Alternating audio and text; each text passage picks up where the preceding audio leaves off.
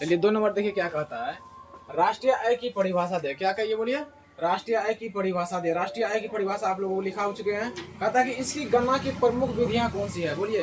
कहता है कि अगर राष्ट्रीय आय की हम गणना करें तो कौन कौन नियम से अपना सकते हैं? तो बोलिए कितना नियम है? 3 नियम है। कितना नियम है?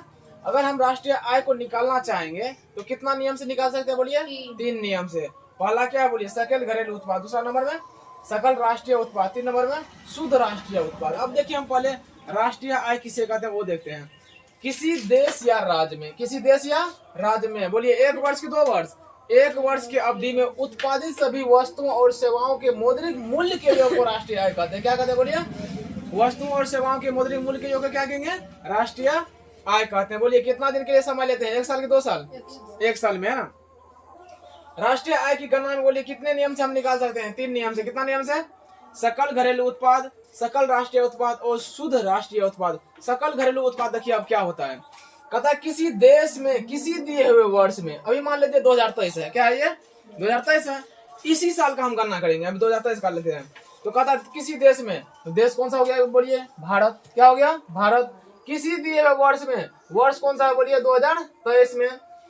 वस्तुओं और सेवाओं की जो कुल मात्रा उत्पादित की जाती है उसे सकल घरेलू उत्पाद कहते हैं। 2023 में कितना वस्तु भारत में निर्माण हुआ, कितना सेवा का निर्मित हुआ, उसको हम क्या कहेंगे? बोलिए सकल घरेलू उत्पाद कहते हैं। तो इतना 2 नंबर तक लिखिए। 1 नंबर लिख लिए हैं, अब 2 और 3 का लिखना है।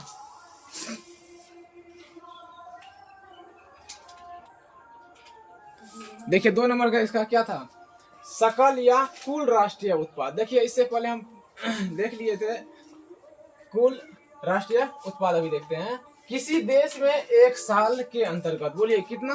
किसी देश में 1 साल के अंतर्गत, बोलिए भारत में 2023 में जितनी वस्तुओं और सेवाओं का उत्पादन होता है उनके मौद्रिक मूल्य को क्या कहेंगे? बोलिए राष्ट्रीय उत्पादन कहते हैं। कुल राष्ट्रीय उत्पादन कहते हैं। क्या कहते हैं उसको? कुल राष्ट्रीय उत्पादन कहते हैं। जीएनपी उसी को कहते हैं। बोलिए सब लग रहा है एक ही टाइप का परिभाषा है। जितना परिभाषा है सब एक ही टाइप का लग रहा है ना। तो याद करने में कोई कठिनाई नहीं होगा, आराम से हम कर सकते हैं। सकल घरेलू उत्पाद भी है, उसमें कहता है कि जितना उत्पादित की जाती है, उसमें क्या था? बोलिए 1 वर्ष में जितना वस्तु और सेवा उत्पादित की जाती है उसको हम लोग कहते हैं सकल घरेलू उत्पाद। लेकिन इसमें क्या है? कुल राष्ट्रीय उत्पाद में कहता है कि इसके कुल मौद्रिक मूल्य को, बोलिए इसमें हम लोग क्या देखते हैं? खाली मूल्य देखते हैं। क्या देखते हैं? पैसा इसमें देखेंगे। उसमें हम लोग संख्या देखते थे, उसमें क्या देखते थे? संख्या देखते थे। लेकिन इसमें हम लोग मौद्रिक मूल्य को देखेंगे, प्राइस को देखते हैं। अब देखिए शुद्ध राष्ट्रीय उत्पाद किसको कहते हैं?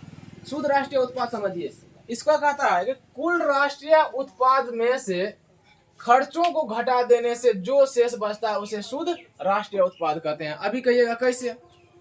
अभी मान लीजिए कोई लड़का है, 20 रुपया में इस सामान खरीदा है ना। 20 रुपया में क्या खरीदा? बोलिए कोई सामान खरीदा। इसमें इस सामान को ठीक कराने में उसको 5 रुपया लग गया। कितना रुपया लग गया? बोलिए कितना रुपया हुआ? अभी बोलिए 25, है ना। अब बोलिए इसको क्या कहता है? खर्च को घटा देने पे क्या करेंगे? अगर हम खर्च को घटा देंगे तो क्या होगा? आपको वो शुद्ध राष्ट्रीय उत्पाद कहेंगे। उसको क्या कहेंगे? कोई भी वस्तु लीजिए, उसमें आपको जो खर्च लग गया ना, खर्च को घटा दीजिए, उसको क्या कहेंगे? बोलिए शुद्ध राष्ट्रीय उत्पाद कहते हैं। किसमें से घटाना है? बोलिए कुल राष्ट्रीय उत्पाद में से। कुल राष्ट्रीय उत्पाद में से अगर हम खर्च को घटा देते हैं तो उसको क्या कहेंगे? शुद्ध राष्ट्रीय उत्पाद कहते हैं।